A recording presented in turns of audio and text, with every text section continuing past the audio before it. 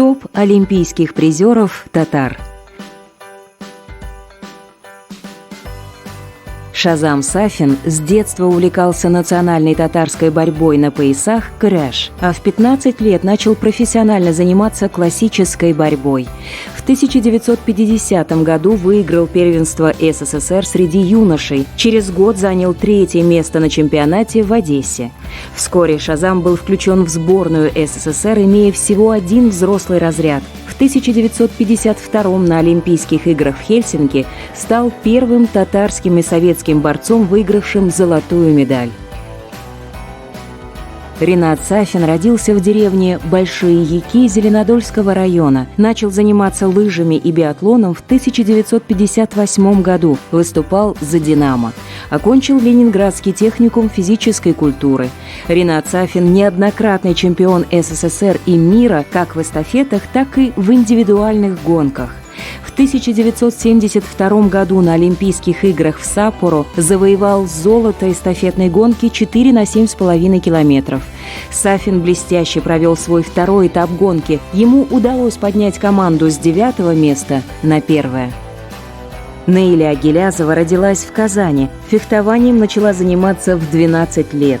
Спустя 3 года выполнила норматив мастера спорта и продолжила тренировки. Первый успех к ней пришел в 1973 году. В составе сборной СССР Наиля стала серебряным призером чемпионата мира в командных соревнованиях. Затем были победы на Кубке Европы, новые успехи на чемпионате мира. Также Наиля 12 раз становилась чемпионкой СССР, а в 1976 году участвовала в Олимпийских играх в Монреале и заняла 1-е место. Марат Ганеев родился в Набережных Челнах, но спортивную карьеру начал в Куйбышеве, где находилась одна из сильнейших команд СССР. Первый успех пришел к нему в 1981 году. Марат выиграл золотую медаль в командной гонке по разведке и серебряную медаль индивидуально на чемпионате мира среди юниоров. В 1987 году на чемпионате мира в Вене выиграл золотую медаль в любительской гонке по очкам. Через год занял 3-е место в том же соревновании на Олимпийских играх в Сеуле. Лилия Нуруддинова начала заниматься спортом в раннем детстве. Первым тренером для нее стал ее отец Фуат Нуруддинов. На протяжении многих лет именно отец помогал ей не упасть духом и поддерживал на всех соревнованиях. В 1991 году Лилия одержала победу на чемпионате мира, а год спустя получила золотую медаль на Олимпийских играх в Барселоне. В 1993 по окончанию спортивной карьеры начала тренировать в Набережных Челнах. Вскоре Лилия вместе с мужем, тоже тренером, переехали в Малайзию, и там она тренировала сборную страны по легкой атлетике.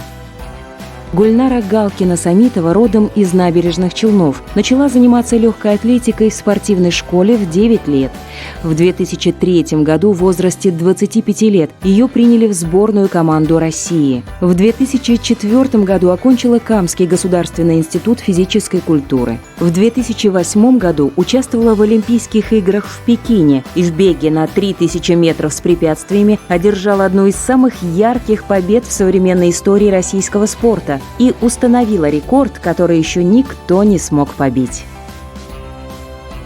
Камила Гафурзянова родилась в Казани. Вся ее семья тесно связана со спортом.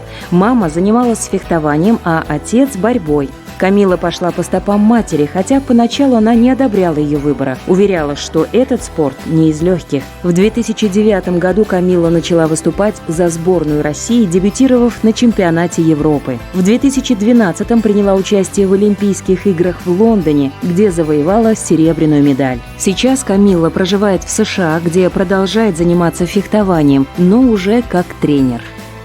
Марат Закиров родился в Нижнекамске, но вскоре родители переехали в Душанбе, и свое детство будущий спортсмен провел там.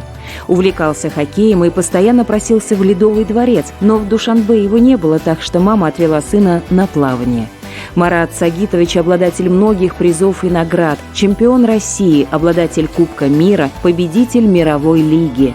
Также Марат завоевал серебро в 2000 году и бронзу в 2004 на Олимпийских играх. В 2011 году он решает завершить спортивную карьеру и сейчас работает тренером.